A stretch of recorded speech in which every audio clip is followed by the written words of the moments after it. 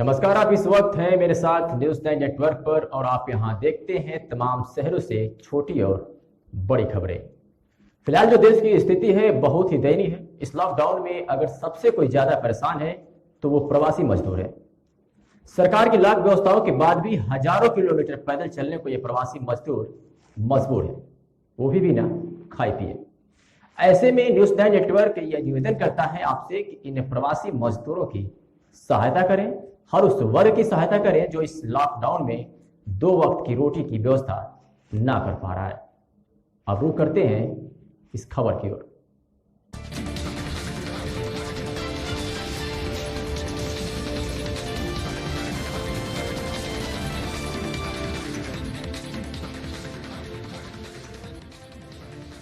बिहार प्रदेश कांग्रेस की वरिष्ठ नेत्री व दिनारा विधानसभा क्षेत्र के कांग्रेस पार्टी की समाजसेवी सुनंदा सिंह ने एक प्रेस विज्ञप्ति के माध्यम से कहा कि कोरोना के चलते जहां पूरे देश में संपूर्ण लॉकडाउन चल रहा है और केंद्र तथा प्रदेश की सरकारें अपने अपने स्तर से गरीब, मजबूर, लाचार और जरूरतमंद लोगों को तक राशन व राहत सामग्री पहुंचाने में जुटी हुई है, तब बिहार सरकार अपने बेबस और लाचार जनता का ख्याल नहीं रख रही है। जो वास्तव में मदद के हकदार है उनको राहत सामग्री नहीं मिल पा रहा है। क्यों? सारे अधिकारी आपस में बंदरबाट करने में जुटे हुए हैं। हमने हर स्तर पर लोगों को सहायता करने की कोशिश की है। आप लोग का साथ चाहिए। जांच की व्यवस्था ज़्यादा से ज़्यादा हो, यही मांग है मेरी सरकार से। भूख से कई लोग तड़प रहे हैं नीतीश कुमार की जब सब योजना फेल है। सुनंदा सिंह ने कहा कि सासाराम की एक महिला यूपी के बॉर्डर पर फांसी थी, जिसके पति का देहांत हो गया था। उसकी मदद कांग्रेस पार्टी ने की। सुनंदा सिंह ने कहा कि हमारे दिनारा के भी करीब किसान लोग इस लॉकडाउन में काफ़ी परेशान हैं। का पास बना करके रोहतास जिला सासाराम के अमरी गांव पहुंचाते हैं और अपने बच्चों के साथ में जब वो बीच पहुंचती हैं तो वह दृश्य देख करके वाकई में किसी का भी पत्थर दिल भी पसीज जाएगा।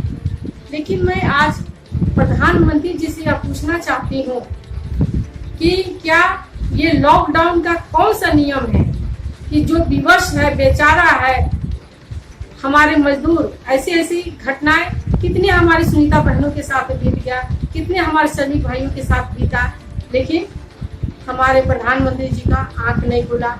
जब लॉकडाउन करना था तो इसकी वैकल्पिक व्यवस्था कर करके करना चाहिए था। और आज हमारे प्रधानमंत्री जी कहते हैं कि हमने लोगों के लिए गाड़ियां चलवा दी, श्रमिक ट्रेनें चलवा दी हैं, बसें चलवा दी हैं।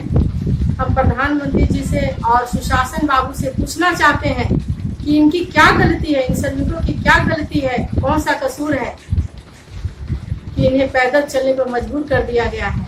और जब आपने इतनी सारी व्यवस्था कर दी है तो मेरे पास हर राज्य से, दिल्ली से, लखनऊ से, कलकत्ता से, गुजरात से फोन आते हैं कि दीदी हम यहाँ फंसे हुए हैं और हमें यहाँ से निकाला जाए, भेजा जाए। मेरे पास सारी लिस्टें हैं।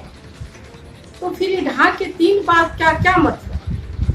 माननीय प्रधानमंत्री जी, मैं आपसे आज फिर निवेदन करती हूँ और सुशासन बाबू आपसे निवेदन करती हूँ कि जो श्रमिक भाई बहन और जो हमारी महिलाएं जहाँ तहाँ फंसी हुई हैं उन्हें अतिशीघ्र अपने राज्य, अपने घर उनको वापसी कराए और क्वारंटाइन सेंटर में जो व्यवस्था बनी है, लचर व्यवस्था है, उसको दुरुस्त किया जाए। हमारे श्रमिक भाइयों को, हमारे मजदूर भाइयों को उन्हें रहने खाने की कोई व्यवस्था नहीं है और ना उनके खाना में कोई गुणवत्ता है। सूखा चना और गुड़ इस तरह फेंक दिया जा रहा है। 3 टाइम को भोजन में भी उनको कुछ नहीं है। और जहाँ पे कमरा में इतनी गंदगी है, कहीं नाली है, कहीं कीड़े ही पड़े, वहाँ उन्हें क्वारंटाइन किया जा रहा है और वहाँ से वो लोग निकल करके बाहर घूमने के लिए मजबूर है।